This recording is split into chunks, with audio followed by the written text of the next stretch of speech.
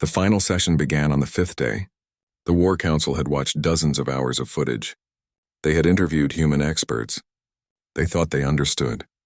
Then Daehyun arrived with the last compilation. Daehyun was a war correspondent. He had documented human conflicts for 15 years. He had seen soldiers at their best and worst. He had also filmed something the aliens hadn't seen yet. Military families. The children of soldiers. This footage is different, Daehyun warned as he loaded the file. This is about what happens to human children when their parents go to war. The first clip showed a military base. Families gathered for a deployment ceremony. A father in uniform knelt down to hug his daughter. The girl was maybe 5 years old. She clung to him, crying, "Don't go, Daddy, please don't go." The father's face showed his own pain. But he couldn't stay. He had orders. He gently removed his daughter's arms, kissed her forehead, and stood up. The girl's mother picked her up as the father walked away. The girl screamed for him. He didn't look back because if he looked back he might not be able to leave. The War Council chamber was silent. Strategic Overseer Nalveen felt something she had never experienced before. Her species didn't have tear ducts, but her body was producing stress hormones that made her feel ill. "You separate parents from children during their development?" she asked. "Sometimes," Daehyun confirmed.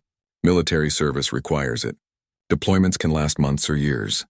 The next footage showed what happened to military children during deployments. A boy, maybe 8 years old, watching news about the conflict where his mother was stationed. His face showed fear. His grandmother tried to comfort him, but she was afraid too. They didn't know if the mother was safe. More clips showed military children trying to be brave. A girl putting on her father's old uniform hat, too big for her head, pretending to be strong. A boy writing letters to his deployed mother every week, drawing pictures of their family. Children marking calendars, counting days until parents returned. These children carry adult burdens, War Master Thule observed. His translator was having trouble with his emotional state. The sounds coming from him didn't match any known linguistic pattern. Daehyun showed footage of school performances where one chair sat empty because a parent was deployed. Birthday parties celebrated over video calls with lag and poor connection. Holidays where families gathered but someone was missing. The empty chair at dinner tables. "They grieve while the parent is still alive," Commander Vexthor said. "They miss someone who isn't dead but might die." "Yes," Daehyun confirmed. "They live with uncertainty, with fear, and they have to continue their normal lives anyway. Go to school, do homework, play with friends, all while carrying this weight." The footage showed a teenage boy getting news that his father had been injured in combat. The boy's face went blank, shock taking over. Then tears. Then anger. Why did he have to go? Why did he choose this? The boy's mother had no good answer. Sometimes there wasn't one. But then follow-up footage. The father recovered, came home. The reunion at the airport. The boy ran to his father, no longer caring about being tough or hiding emotions. They hugged and both cried. Months of fear released in that moment. They survived the fear, Sora said quietly. She had joined for this final session. They survived the waiting. They learned that they can function even when terrified, that they can continue even when worried. These are soldiers' children. They're being taught resilience without anyone calling it training. The most difficult footage came next. Military funerals. A small girl, perhaps 6 years old, standing at attention in a formal dress. Her father's coffin passed by, draped in a flag. Soldiers in formation. The girl saluted. Tears streamed down her face, but her hand stayed raised in perfect salute. Commander Vexthor felt something wet on his face. He touched his cheek in confusion. His species didn't cry. They had tear ducts for cleaning eyes, not for emotion. But something was happening. His body was reacting in ways it never had before. The girl's mother stood beside her, also crying, also saluting. Neither of them broke formation. They honored the father's sacrifice even while their hearts were shattering. "No one made that child salute," Daehyun said. "She chose to. She understood at 6 years old what sacrifice meant, what duty meant, what honor meant. These aren't taught in training programs. They're learned by living them." More funeral footage followed. Teenage boys carrying their father's casket. A young woman giving a eulogy for her mother, her voice breaking but continuing. Children receiving folded flags, the final symbol of a parent they would never see again. Each time the children stood strong. Not because they weren't destroyed, but because they chose strength even while destroyed. War Master Thul's armor plates were secreting stress fluids. In his species, this happened during extreme trauma. He had experienced it only twice before in his life. Once when wounded badly in combat, once when his own spawnmate died. Now he was experiencing it watching human children grieve. The footage shifted to show children supporting soldiers they didn't even know. Elementary school students making cards for wounded warriors in hospitals. Teenagers organizing supply drives for deployed troops. Young adults volunteering at veteran centers listening to old soldiers tell their stories. They choose to engage with the cost of war, Jiho explained. He had joined the final session. No one forces them. They see the sacrifices. They see the wounds. They see the grief. And they choose to honor it by helping. Daehyun showed his final compilation. Video diaries from military children. A boy speaking to a camera. I miss my dad every day. But I'm proud of him. He's helping people. A girl. Sometimes I'm angry that mom has to go. But I understand it's important. A teenager. My brother died serving. It hurts, it will always hurt. But he believed in something bigger than himself. I want to believe in that too. These children had not been conditioned. They had not been trained. They had simply lived through the reality of military service. And they had survived it. Some had been broken by it, the footage showed that too. Therapy sessions. Children struggling with anxiety and depression, but most had grown stronger. This is what creates your soldiers, Commander Vexthor said. His voice was thick with emotion. Not training programs. Not conditioning, just life. Hard, painful, beautiful life. Minji entered then. She was a liaison officer from the UN. She had one final statement to make. Every human soldier you've met survived childhood first. They fell off bicycles. They failed tests. They had their hearts broken. They lost people they loved. They were scared and did things anyway. They were sad and kept going anyway. They were hurt and healed anyway. She walked to the center of the room. By the time they put on a uniform, they're already warriors. We just teach them tactics and give them weapons. The strength was always there. Built piece by piece, fall by fall, loss by loss. Throughout childhood, Strategic Overseer Nalveen was shaking. Her species' equivalent of crying was a full-body tremor. We thought you were cruel, she said, exposing children to pain, to failure, to loss. We thought you were damaging them. Maybe we are, Minji admitted. Maybe there's a gentler way. But this is our way. We prepare children for a world that won't be gentle. We let them fall so they learn to stand. We let them fail so they learn to try again. We let them hurt so they learn to heal. War Master Thul stood, his massive frame shaking with stress fluid secretion. I have been a warrior for 40 cycles. I have faced death many times. But watching a 6-year-old human salute her father's coffin was harder than any battle I've fought. That's because you have empathy, Jiho said gently. That child's pain is real. We don't minimize it. We don't pretend it's okay. We acknowledge that sacrifice costs, that duty costs, that honor costs. And we ask children to understand that cost. Commander Vexthor shut off the display. He couldn't watch anymore. Around the room, alien warriors were experiencing emotions they had no names for. They had all cried, or their species equivalent. They had all felt something break inside them. I came here to evaluate whether humans should join our military forces, Commander Vexthor said. I thought I would learn your training secrets, your conditioning methods. He paused, struggling with his emotions. Instead, I learned that we have all been protecting our young from the very things that make them strong. Not all species need our methods, Sora said carefully. Your children are happy, safe, protected. There's value in that. But they're fragile, War Master Thul said bluntly. My warriors break under conditions your humans endure. I thought it was genetic, physical. But it's not. It's that we never taught them to break and heal. We prevented the breaking. So when it finally happens, they don't know how to survive it. Strategic Overseer Nalveen approached Minji. Humanity's application to the Coalition Defense Forces is approved, she said formally. But more than that, we request permission to study your developmental methods, not to copy them, but to understand them. Perhaps there is a middle path. Protection and preparation both. We'll share everything, Minji promised. But understand this. Our way is hard. Our children suffer sometimes. We choose that because we believe the alternative is worse. Protecting them from all hardship creates adults who can't handle any hardship. The War Council disbanded slowly. The third day of viewing brought more confusion for the War Council. They had called in human experts to explain what they were seeing. Jiho arrived first. He was a medical officer with 20 years of experience treating soldiers. He had also raised 3 children of his own. Commander Vexthor gestured to a chair. Dr. Jiho, we have been watching the footage for 3 days.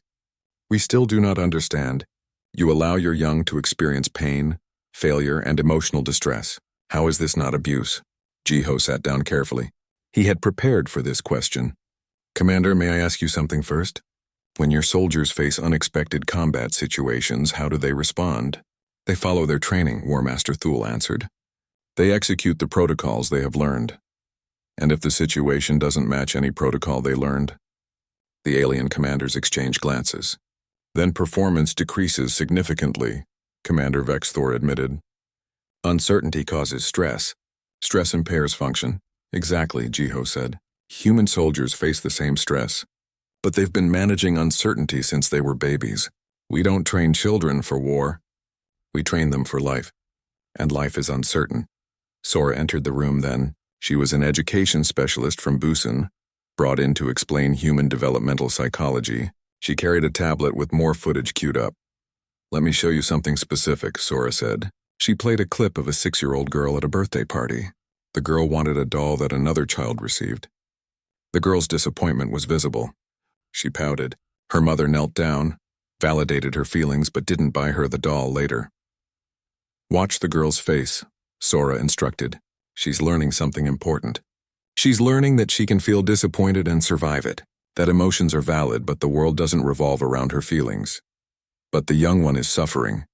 Strategic Overseer Nalveen protested. She's uncomfortable, Sora corrected. Not suffering. There's a difference. Discomfort is temporary and manageable. We expose children to discomfort in small doses with support, so they learn to handle it. Jiho pulled up another video. This one showed teenage humans in a classroom, having a heated debate about a historical event. They argued passionately. Some got emotional. The teacher moderated but let the debate continue even when students made poor arguments or got facts wrong. In my species, we don't allow young ones to argue with each other, War Master Thule said. It creates social discord. It creates critical thinking, Jiho replied. These teenagers are learning to defend ideas, to challenge beliefs, to lose arguments and not lose themselves. Look at the end of the debate. They're all still friends. They've learned to separate disagreement from rejection. Sora showed footage of children doing chores, washing dishes, cleaning rooms, taking out garbage. The children clearly didn't want to do these tasks. They complained. Some tried to avoid the work. Parents made them do it anyway. This is forced labor, Strategic Overseer Nalveen observed. This is responsibility, Sora countered. Children learn that being part of a family or community means contributing, even when it's unpleasant. They learn that some things must be done whether we want to or not. Commander Vexthor pulled up a section of footage that had particularly disturbed him. A teenage human had failed an important academic test. The test would determine entrance to a preferred school. The teenager had studied hard but still failed. The parents comforted the teen but couldn't change the result. The teenager had to attend a different, less prestigious school. You allow your young to fail at critical life junctures? He asked. We don't allow it, Jiho said. We can't prevent it. Life includes failure. If we protected children from ever failing, they would reach adulthood unable to cope with failure. And in adulthood, failure is inevitable, Sora added another clip. This showed a young boy, maybe 8 years old, who had been caught lying to his parents about breaking a household item.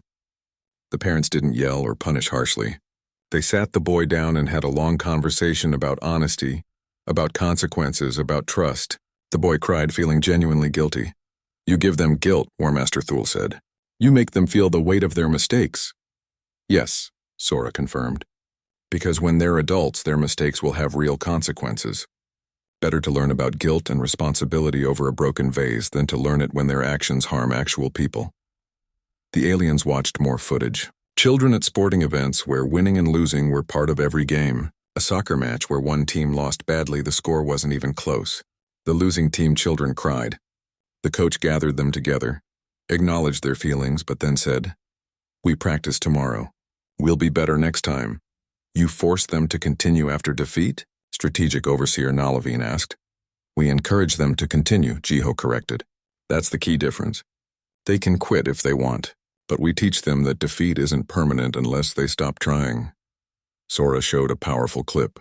A teenage girl had applied to several universities. She got rejection letters from all but one. She was devastated. Her parents let her cry, let her be angry, but then they helped her see that the one acceptance was enough. That rejection from others didn't define her worth. We teach them young that rejection is part of life, Sora explained. Romantic rejection, academic rejection, social rejection, job rejection, all of it. By the time they're adults, they've been rejected dozens of times, and they've survived every time. Commander Vexthor thought about his own upbringing. Krillian youth were never rejected. They were placed in appropriate positions based on testing. There was no application process, no possibility of being unwanted. This creates tremendous insecurity, he said. It creates resilience, Jiho replied. Insecurity that's worked through becomes confidence. Children learn they can be rejected and still be valuable. They can fail and still be worthy. Their identity becomes internal, not dependent on external validation. War Master Thule pulled up footage that showed children dealing with conflict.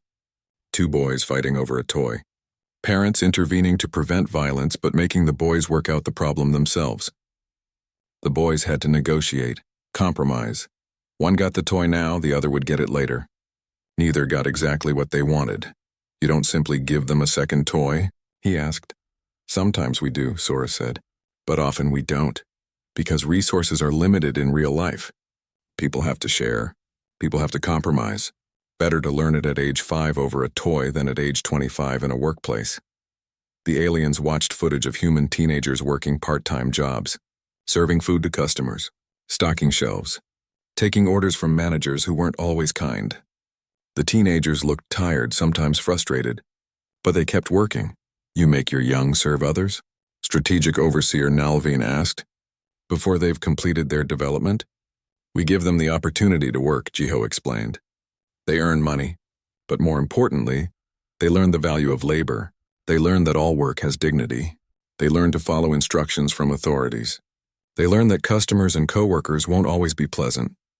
Sora added, and they learn they can do hard things.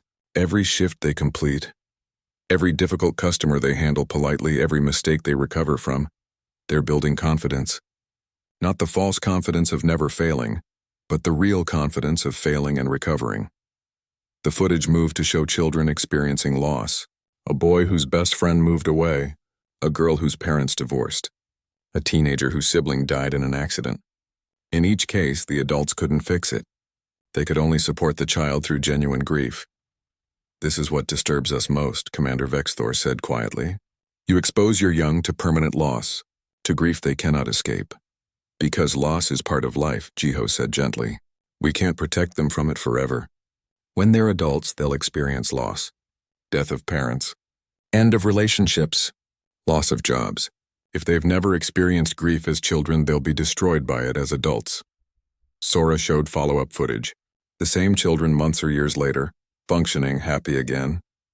Changed by their losses, but not broken. They learn that grief passes, she explained. That you can survive the worst pain and still find joy again. War Master Thule sat back, his armor plates settling. I'm beginning to understand. Every human child faces what we would consider trauma. Small traumas spread throughout childhood, and each time they survive it. Exactly, Jiho confirmed. By the time they join the military, they've already survived thousands of small defeats. Physical pain, emotional pain, social rejection, failure, loss, all of it. The military doesn't make them tough. Life already did that. We just teach them to aim. Commander Vexthor looked at the remaining hours of footage. So when our soldiers break under conditions that humans withstand, it's because we've protected our young too much. Perhaps, Sora said carefully. Your species made different choices. You chose safety and certainty for your children. We chose preparation and resilience. Neither is wrong. They're just different. But everyone in the room knew that one approach had created soldiers who couldn't break, and it wasn't the approach that any of them had used. Taeyang sat in his small office in Seoul, staring at the message on his screen.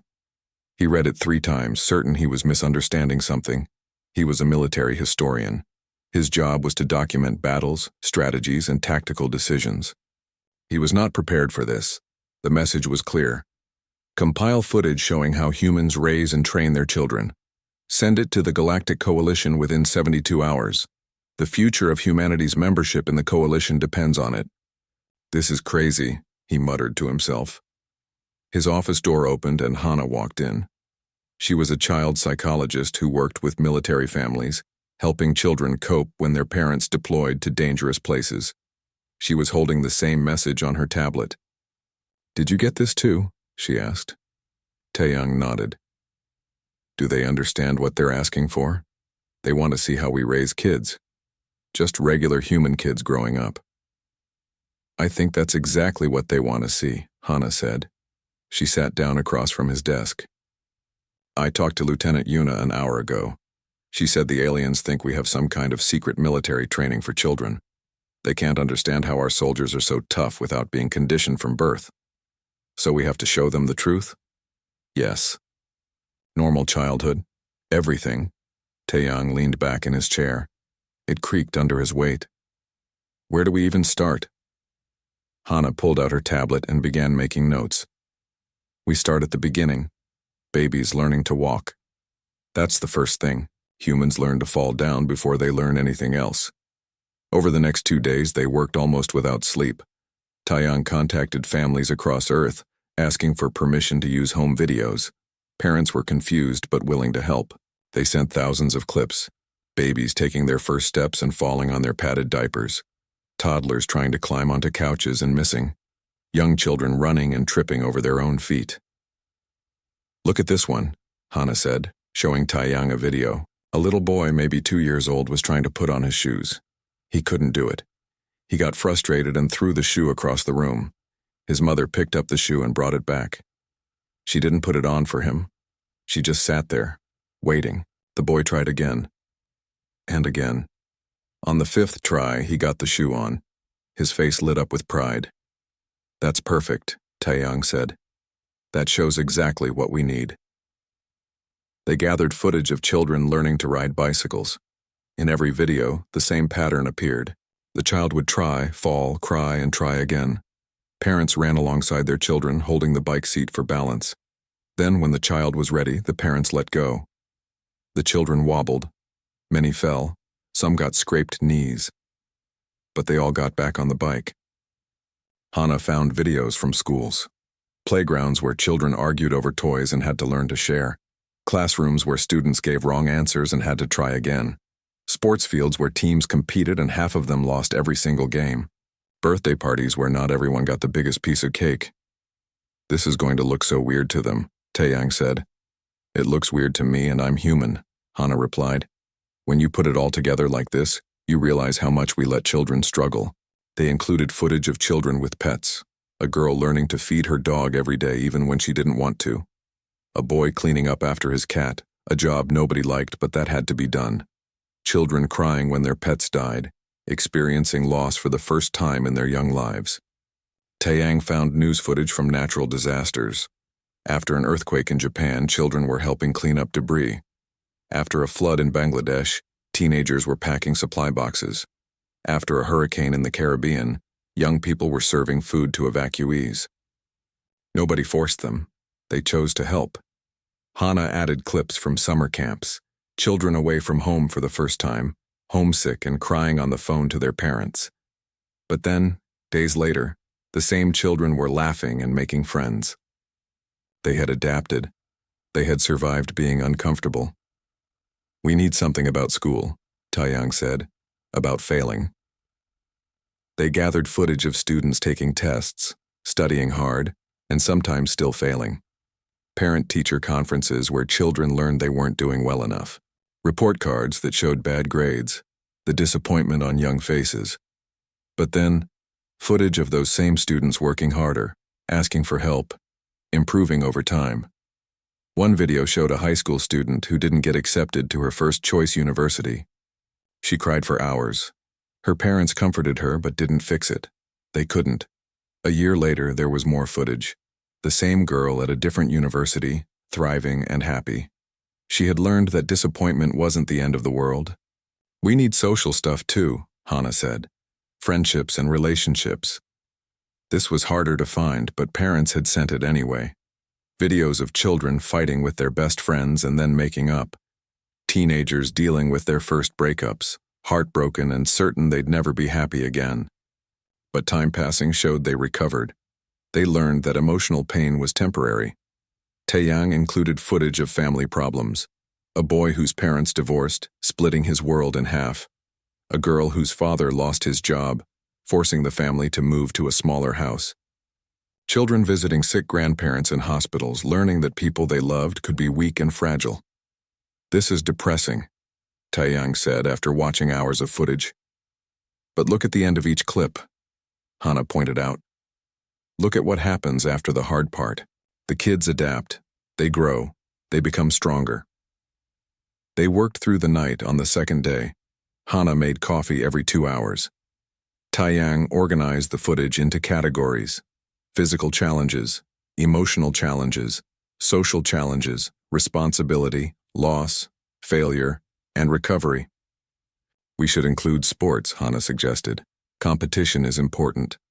They added clips from school sports, soccer games where one team celebrated while the other walked away defeated, track meets where children came in last place, basketball, tournaments where players missed the final shot and lost the championship, awards ceremonies where some children got trophies and others got nothing, but they also included the other moments. Coaches teaching children to shake hands with opponents after losing. Parents telling their crying children that effort matters more than winning. Teams that lost the championship but celebrated their improvement over the season. The aliens are going to think we're cruel, Taeyang said. Maybe, Hana replied. Or maybe they'll finally understand why human soldiers don't give up. On the third day, they compiled everything into a final presentation. 3 hours of footage showing normal human childhood. No weapons, no combat training, no military conditioning. Just life. Messy, emotional, difficult life. Taeyang watched the final compilation before sending it. He saw children learning that the world wouldn't always give them what they wanted. He saw young people discovering that actions had consequences. He saw teenagers experiencing rejection and continuing anyway. He saw humans growing up. This is who we are, he said quietly. Hana nodded. Every single person in the military went through this. Every soldier, every officer, every pilot. They all fell off bicycles. They all got bad grades. They all had their hearts broken. And they all survived it. Taeyang sent the file. The upload took 20 minutes because there was so much data. When it finished, he leaned back and closed his eyes. Do you think they'll understand? Hana asked. I don't know, Taeyang admitted. But it's the truth. That's all we can give them. Somewhere in space, on the Coalition station, the aliens were about to receive 3 hours of footage that would change everything they thought they knew about humanity. Taeyang hoped they were ready for it. He wasn't sure anyone could be ready to understand human childhood if they hadn't lived through it themselves. The conference room was massive, built to hold representatives from 100 different worlds. Captain Minho stood at the center, trying not to look nervous. The ceiling stretched so high above him that he could barely see it. Around him sat the most powerful military leaders in the galaxy. They had been asking questions for 3 hours now. Commander Vexthor sat directly in front of Minho. The alien was twice the size of any human, with dark blue skin that seemed to shimmer under the lights. His eyes were completely black, making it impossible to tell where he was looking. Next to him sat War Master Thule, a creature that looked like a giant insect covered in armor plating. On the other side was Strategic Overseer Nalveen, who appeared almost human except for her silver skin and the fact that she had no mouth, speaking instead through a device on her throat. Lieutenant Yuna stood beside Minho. She was humanity's diplomatic liaison, chosen because she could stay calm under pressure. She had been translating and explaining human culture for the past week, but now even she looked confused. Let me ask the question again, Commander Vexthor said. His voice was deep and rumbling, like thunder in the distance. Your soldiers perform exceptionally well in combat situations. They adapt quickly. They recover from trauma better than most species we have studied. They continue fighting even when logic says they should surrender. Minho nodded. He had heard similar observations before. Human soldiers were known for their stubbornness. So we must understand, the commander continued. At what age do you begin military conditioning? How young are your trainees when they enter the combat facilities? Minho blinked. He looked at Yuna. She looked back at him with the same confused expression. I'm sorry, Commander, Yuna said carefully. I don't understand the question. War Master Thule leaned forward. When he moved, his armor plates clicked together, making a sound like rocks falling. It is a simple question, Lieutenant. All species in the Coalition begin preparing their young for military service early. The Krillians start at age 4 of your years. My people begin at age 3. The Nalveen start even earlier, conditioning their young from birth.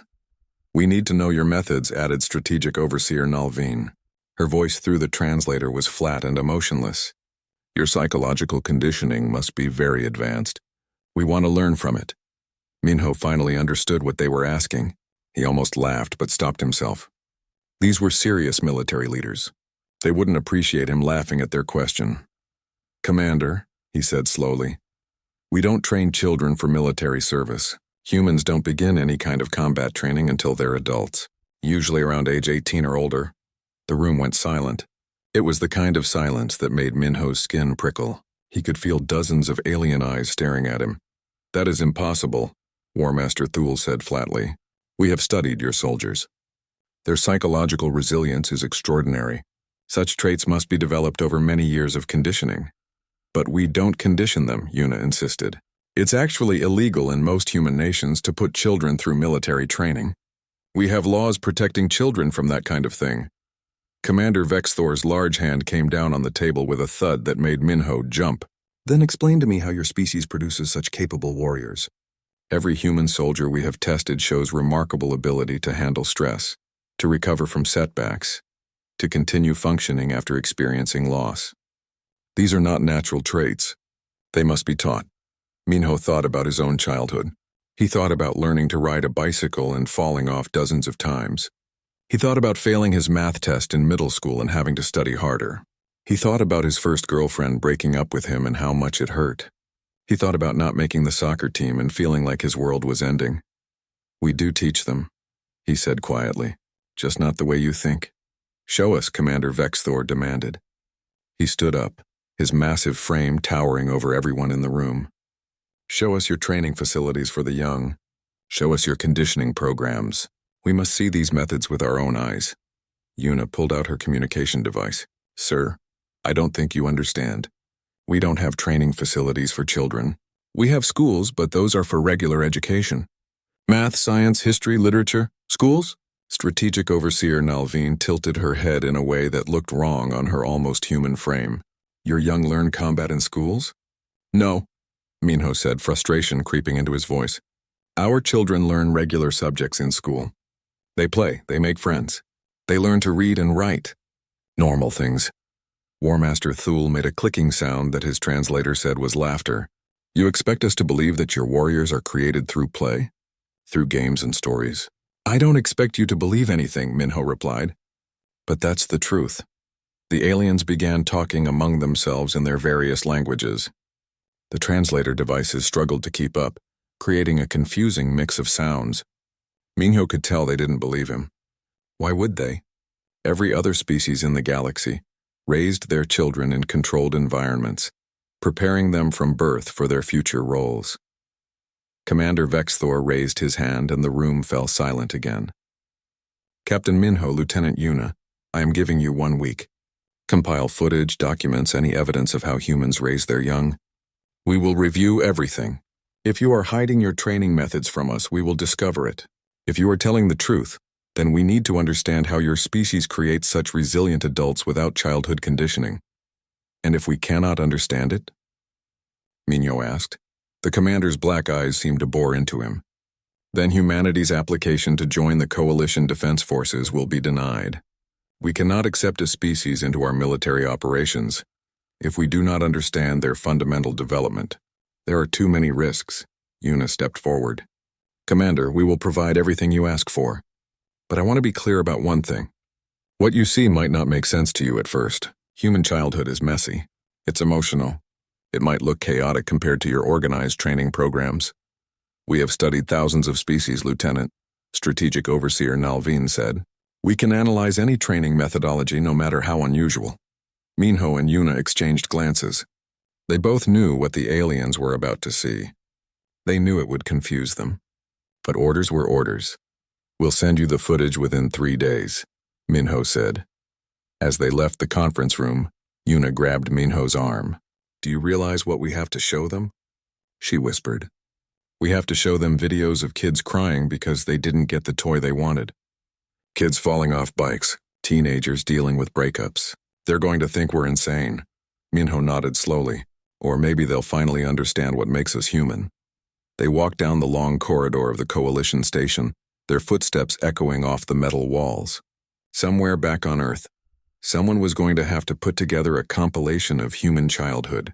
Minho wasn't sure if that person would laugh or cry while doing it. Probably both, he thought. Just like being human. The War Council chamber was designed for strategy meetings. Large holographic displays covered 3 walls. The 4th wall was transparent, showing the endless stars of space beyond. Commander Vexthor had gathered his top military advisors. Everyone expected to see advanced training techniques. They expected to finally understand the human advantage. War Master Thule settled into his seat, his armor plates adjusting to accommodate his large frame. Strategic Overseer Nalveen stood rather than sat, as was the custom of her people. Around the room, representatives from a dozen other species waited. They had all fought alongside humans in various conflicts. They had all seen human resilience firsthand. Now, they would learn the secret. Commander Vexthor activated the first file. The holographic display lit up, showing a scene that confused everyone immediately. It was inside a human dwelling, bright and colorful. A tiny human, barely able to stand, was holding onto a piece of furniture. The child let go and took 2 wobbling steps forward, then fell directly onto its rear end. Why are we watching this? War Master Thule asked. Where is the training facility? Wait, Commander Vexthor said. He had read the file description. This is categorized as basic physical conditioning. They watched.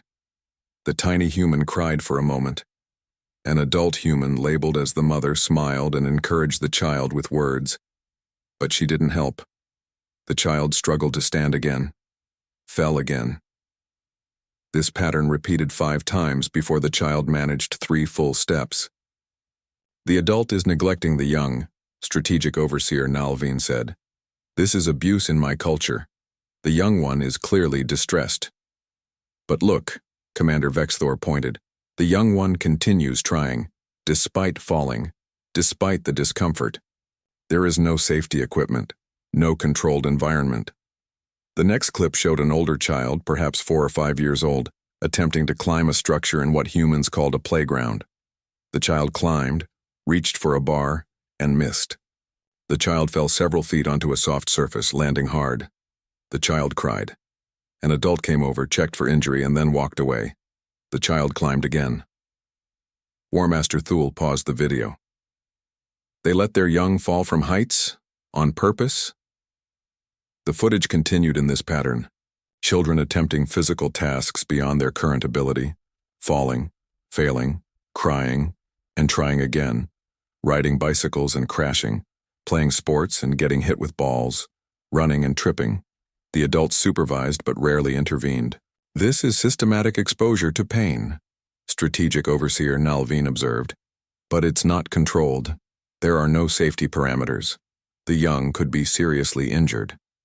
And sometimes they are, Commander Vexthor said, reading the documentation. It says here that minor injuries are considered a normal part of childhood. Scraped knees, bruised elbows, these are expected. The Krillian commander thought about his own species. Krillian youth were raised in protected environments until age 4. Every surface was padded. Every activity was supervised by trained professionals. Falls were prevented, not allowed. The idea of letting a child repeatedly fail at a physical task was unthinkable. The next section of footage showed emotional conditioning, though the humans didn't call it that. A child at a celebration watching other children receive gifts. The child clearly wanted a specific toy, didn't get it. The child's face crumpled, tears flowing. The parent comforted the child but didn't fix the situation by getting the toy. They deny their young what they desire, War Master Thule said. To teach them disappointment? It appears so, Commander Vexthor replied. More footage showed children in schools. A young human giving a presentation to peers and making mistakes. Other children laughing. The young human's face showed embarrassment and distress. The teacher corrected the mistakes gently, but didn't stop the presentation. The child had to continue while feeling humiliated. This is psychological torture, Strategic Overseer Nalveen stated. Public humiliation of the young is forbidden in 17 coalition species. They watched a scene of children playing a game. The game divided them into 2 teams.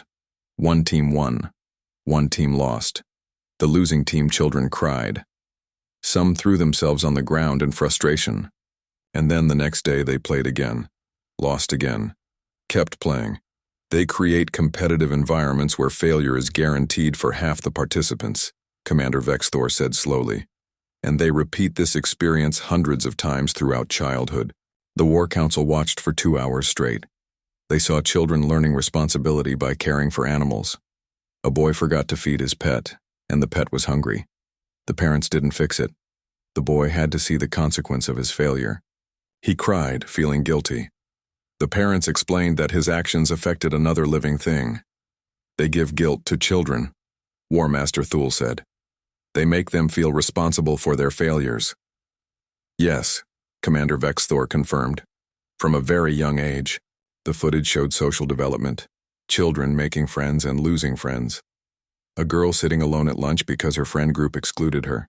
Parents talking to the girl about social conflict but not calling the other children's parents to fix it. The girl had to navigate the problem herself.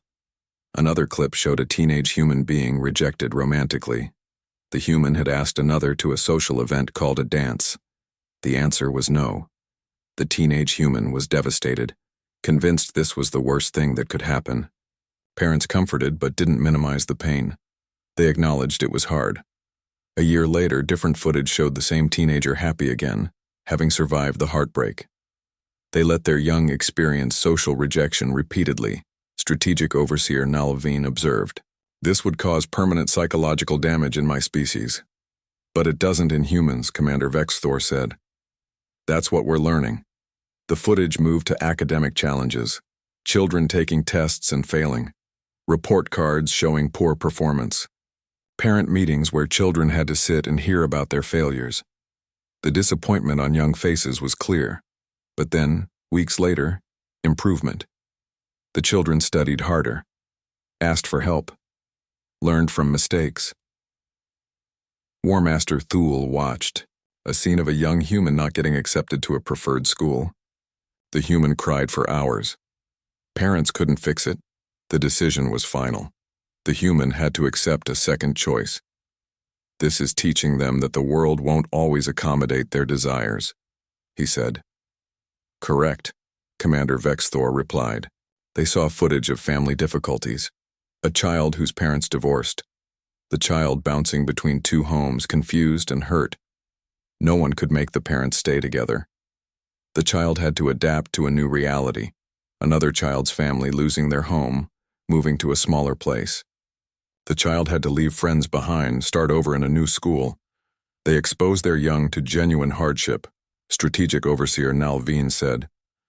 Not simulated training, real problems that have no perfect solutions. The most disturbing footage for the aliens showed children experiencing loss. A young girl whose pet died. She was inconsolable. Parents let her grieve fully, didn't rush her past the pain. A boy whose grandfather died. He attended the funeral, saw the body, participated in burial rituals. He was perhaps 8 years old. They exposed children to death, War Master Thule said quietly. To permanent loss. Yes, Commander Vexthor replied. And look at the follow-up footage. Months later, the children are functioning normally. They remember the loss, but they've integrated it. They've survived it. The War Council sat in silence for a long moment. On screen, a compilation played of children dealing with everyday frustrations, toys that didn't work correctly, food they didn't like being served, bedtimes they didn't want, rules they didn't agree with. In every case, the adults maintained boundaries. The children had to accept that life included disappointment. Strategic Overseer Nalveen spoke carefully. I am beginning to understand. They are not training children for war. They are training them for uncertainty, for a world that won't be controlled or perfected. Every human child faces hundreds of small defeats before adulthood, Commander Vexthor said, and they survive every single one. War Master Thul's translator crackled with what might have been awe or horror. By the time they enter military service, they have already experienced more psychological resilience training than we give our warriors in 10 years of conditioning. The footage was only half finished. They still had hours to watch. But already, the alien commanders were seeing humans differently. These weren't soldiers trained from birth. These were survivors who had been surviving since they learned to walk.